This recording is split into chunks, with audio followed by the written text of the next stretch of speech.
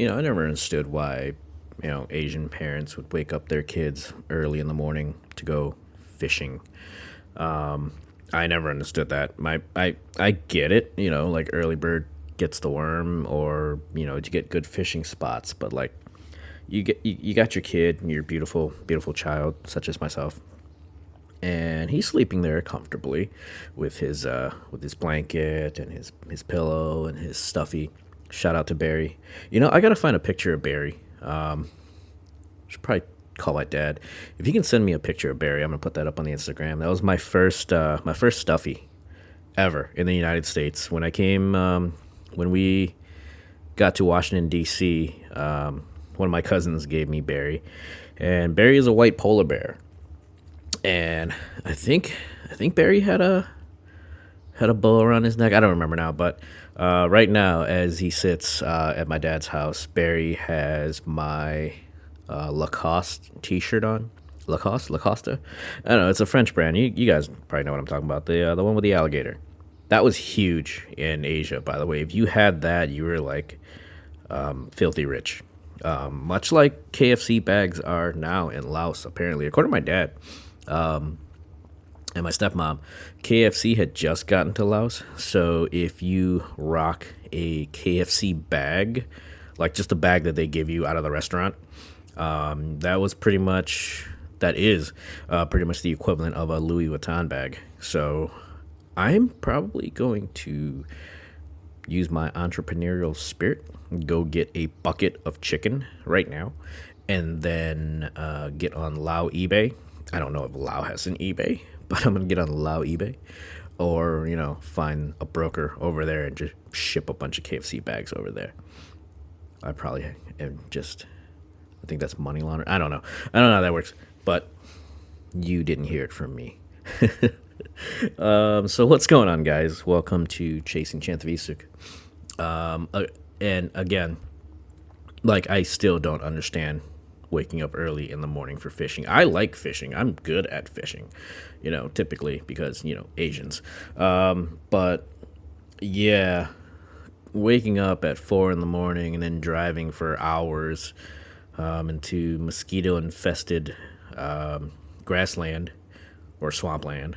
And then just parking your 1987 Chevy Cavalier, which is not a very good off-road vehicle, by the way, and then just going out and just fishing. I don't get it. I really don't. And it's not me. And I like the outdoors, but yeah, just not my thing. Especially when you're 6, 7, 8 years old. Anybody else get this too? It's gonna be a little gross, so just a little spoiler alert. Anybody, you wake up early in the morning, you just get really, really bad stomach aches, which eventually leads to like diarrhea. Because that was me as a kid. Like, if you woke me up earlier than 6, I would just get really, really bad stomach cramps, stomach aches, and then eventually that would just lead to full on diarrhea. So sorry if that was offensive. Hi, neighbor. But yeah. So I am a couple weeks ago, actually. No, last week, right? Yeah, last week. I turned 42. Yay! I don't have a clap button. This show is unedited. It's very poorly produced. Wait, I'm the producer. Anyways, but so turned 42, and I figured, what the hell? Booked myself a doctor's appointment to get checked out. It's been a while. It's been quite some time since I got checked out. And just to see how things are going, I mean, been waking up middle of the night, peeing a lot more. I have been drinking a lot more water, which is, I guess, is a good thing. But waking up in the middle of the night, peeing more often. Not so much aches and pains. I'm not tired, so I don't have that issue. But I just want to make sure things are, ticking and talking properly, I guess. And so booked myself a doctor's appointment. My old primary care doctor has since retired, so she is no longer my doctor. So I had to get a new one, and I've never had a male doctor before, so I said, what the hell? Let's pick a male doctor this time. Just something we can bro out with. Like, Hey, you're perfectly fine. Your heart's fine. All right, dude. Hey, good job. Fist bump. So got myself a male doctor, booked for the 1st of June. So I'm gonna keep you guys updated on that because it's pretty exciting, and I'm a little nervous because last time I got a full checkout with blood test and poking and prodding and all that, I believe was about 3 years ago. And oh, let's go further back a little bit. 5 years ago, before my doctor retired, I was diagnosed with what is that called? Borderline. When you're a borderline diabetic, metabolic syndrome, I guess is what she said. So she put me on the Mediterranean diet, which I didn't listen to because I'm a guy, and so I don't eat much sugar. I don't take a lot of sugar in when I do drink sodas or energy drinks. I usually go with a sugar-free option. My biggest issue is rice. Obviously, being an Asian man, I eat a lot of rice. Unfortunately, it's white rice, so it's heavily processed. There's really not that much nutritional value in it, and most of it just turns to sugar. I believe I should know this because I'm a former professional chef. No, I'm still a professional chef, I guess.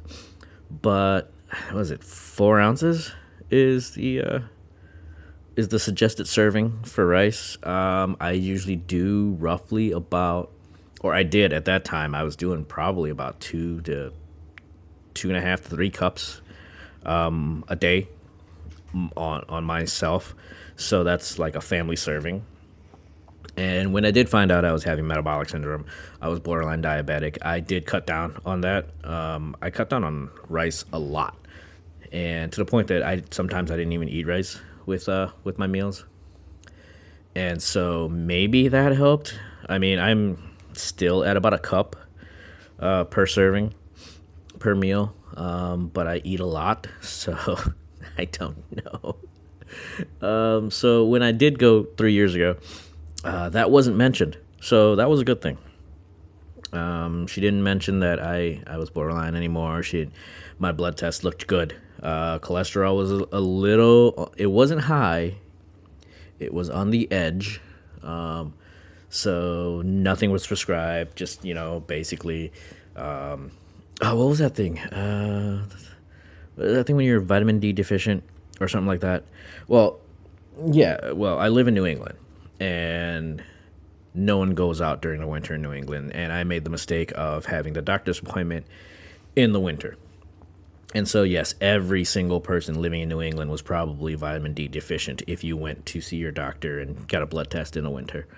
But no, I am good for vitamin D and sunshine in the summertime because I get quite dark.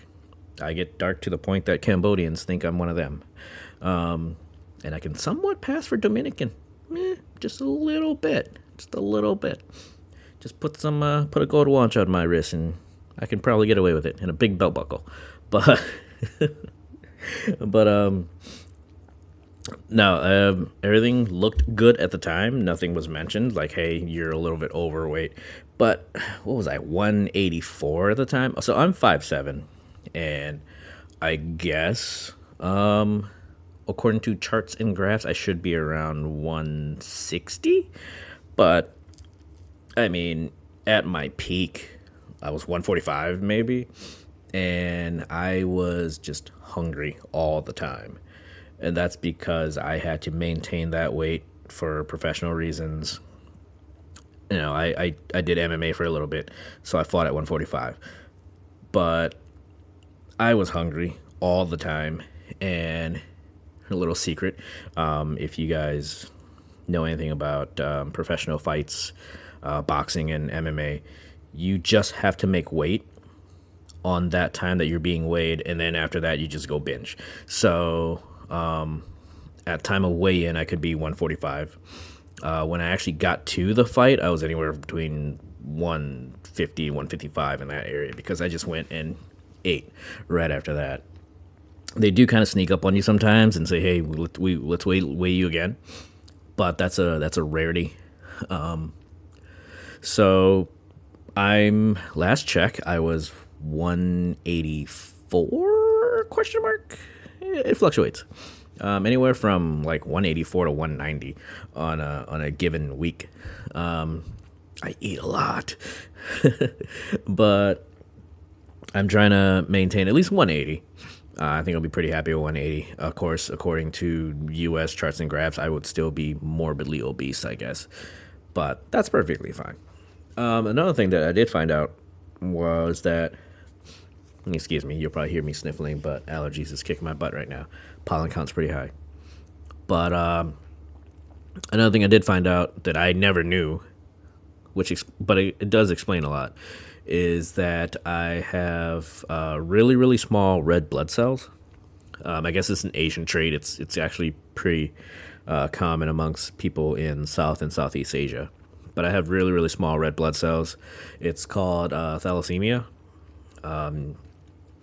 And a lot of times it causes people to be anemic, fatigued, and sometimes it has like physical debilitations, like your bone structure and stuff doesn't form, or you don't get quite as tall. It stunts your growth. There you go. That's the word I'm looking for. But I'm actually pretty lucky that I don't have any of those problems. I'm not easily fatigued. In fact, that's quite the opposite. When I talk to a lot of my friends, I would actually say that thalassemia is my superpower. On the reason that because I have very, very small red blood cells, and red blood cells carry oxygen, I have a lot more red blood cells, and so I have more oxygen coming towards me. So I have a second wind, I have a third wind, fourth wind, so on. And so what's funny is the more tired I am, the more energetic I become, to the point that it's lunacy. So when I worked in kitchens, and we were very, very busy, like during the busy times, like Mother's Day, New Year's Eve, holiday, any kind of holiday, really, Valentine's Day, we would just be completely swamped, and we would just get lost in the weeds. And I would just be perfectly fine. I was completely calm. I wasn't tired. I mean, granted, yes, I was pounding Red Bulls and coffee and doing vodka shots and probably having like 3 cigarettes in between tables, but I was very, very good at keeping up and helping everybody get calm and just get focused and dialed in. And it's because I never got tired. I was always that guy that was leading the front, let's go, let's go, let's go, let's go, let's go. I was the Tom Brady yelling, let's go to everybody. Except I don't have, Brazilian ex-wife and millions of dollars and Super Bowl trophies. But you get it. And so I have a form of thalassemia minor, I guess would be the better one to go. It's hereditary, so thanks mom and dad for that. The major, I guess, is the deadly one. That's the one where like a lot of people don't even live past their 30s. And a lot of times they're usually either disabled or pretty crippled. Not sure if I mentioned it, but I also had like polio growing up. And that's another debilitating disease that I also got lucky with. The only downside of that is there's still residual effects. I'm not sure if I mentioned it before, but I'll mention it again. Is that if I'm ever bedridden or if I just lay in bed for too long, my body feeds off itself. And the typical thing is that your body is constantly looking for energy, looking for food, and a lot of times, even though you don't eat clean, your body does. And so the first thing it's going to find is your muscles. It's going to attack and start eating away at your muscles. And so my muscles atrophy a lot quicker than most people's do. So when I had my hernia surgery, a couple years, almost a decade ago. Never mind, a couple years. When I had my hernia surgery, I was pretty much couch bedridden. I mean, I moved around, but I wasn't able to lift anything. I wasn't able to work. So I lost in that week. I probably lost like 15 pounds, and my wife noticed it. But my major loss is I have the most muscles in my legs because I do a lot of squats, and basically because I knew that polio was such a debilitating disease, I didn't want to lose, or mentally I didn't want to lose my ability to walk, and so I would really, really, really, really work on my legs, and I have some pretty thick legs, like I'm low key thick, no thigh gap here.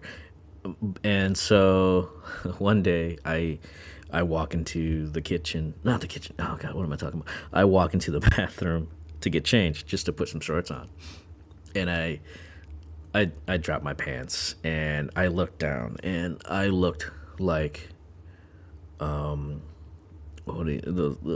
pictures of like refugees that you normally see, like skin and bones. And I just shouted from the bathroom, "I have Asian dude legs," and my wife just laughed hysterically because she knows what that means.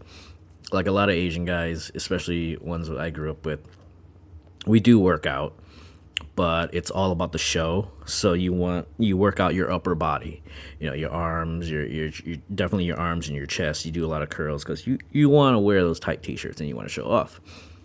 But a lot of Asian dudes skip leg day, and so they have like these big upper torsos, very tiny legs. Picture Johnny Bravo, except not. No. Asian dudes are short, so yeah, picture Johnny Bravo.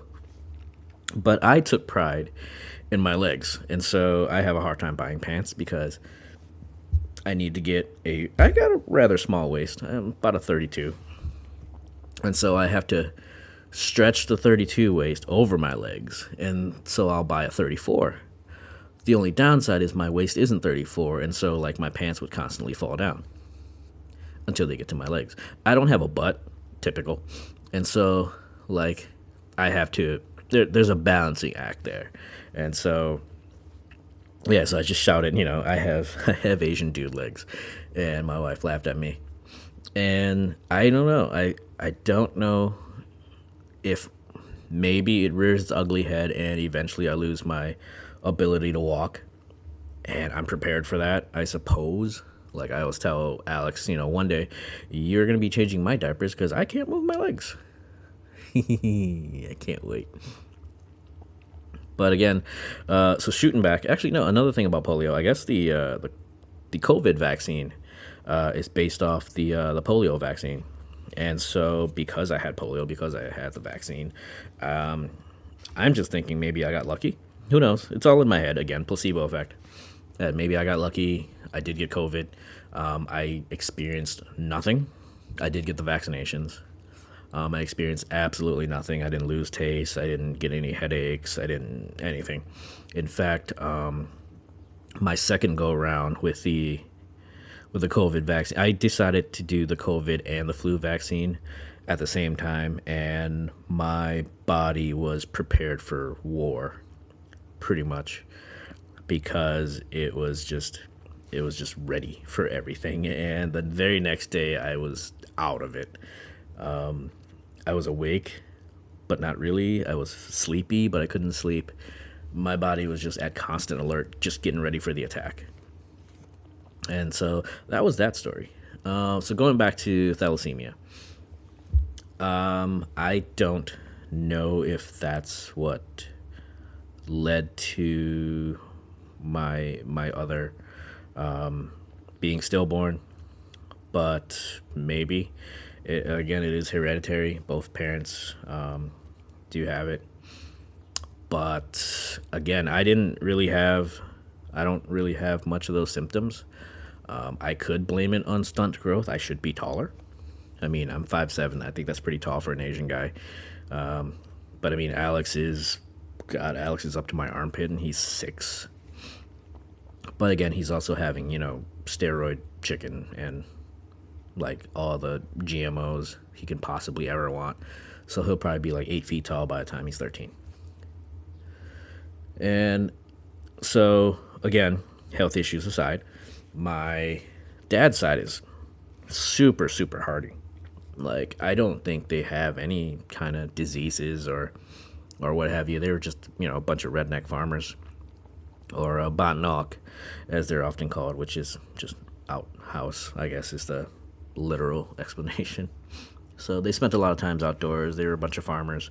My mother's side, let's see, we got what? High blood pressure. We've got strokes. We've got heart attacks, cancer. So I have to be on the lookout for that because I am 50% my mother.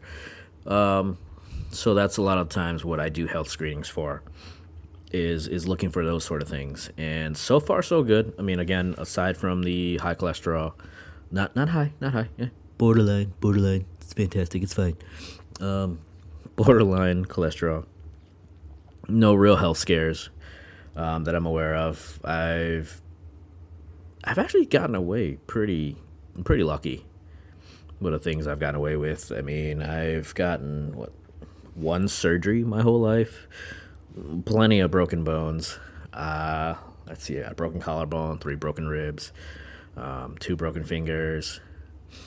I had the neck injury. I fell out of a tree, tore my knee pretty badly, and super glued it together. Which, by the way, super glue is very, very clean. Painful, but clean. I have broken my elbow jumping off a roof. I think I told you that before.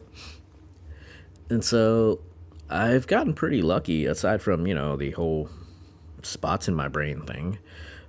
So I guess, count your blessings. Again, just live your life, man. I mean, I certainly did. You definitely have to find a way to make time for yourself, for your family. Love your loved ones.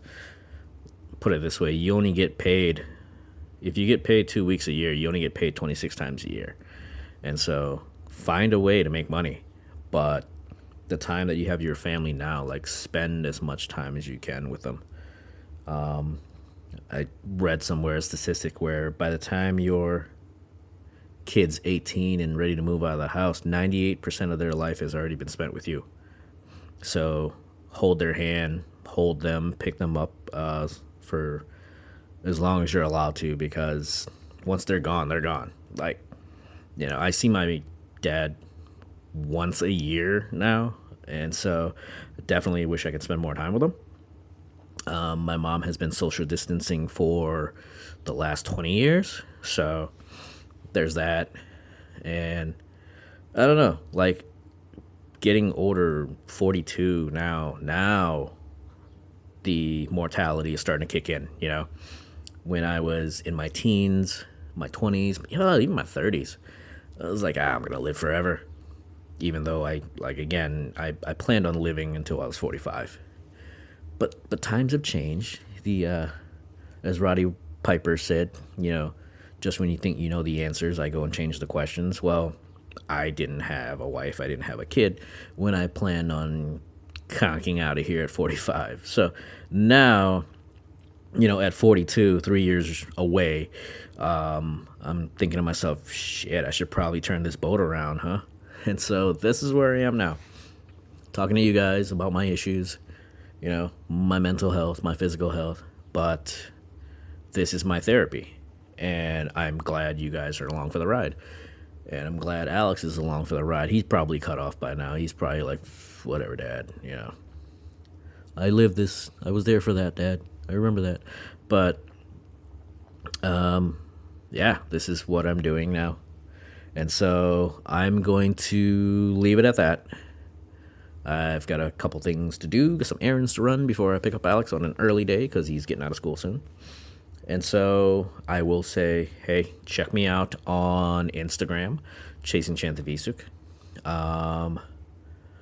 And just let me know how you guys are doing, because I am just sitting here talking about myself, and I just want to see how you guys are doing. Because, we got to look out for each other. But I will leave you at that, and I'll catch you guys later. Again, I'm Noe, and I'm out.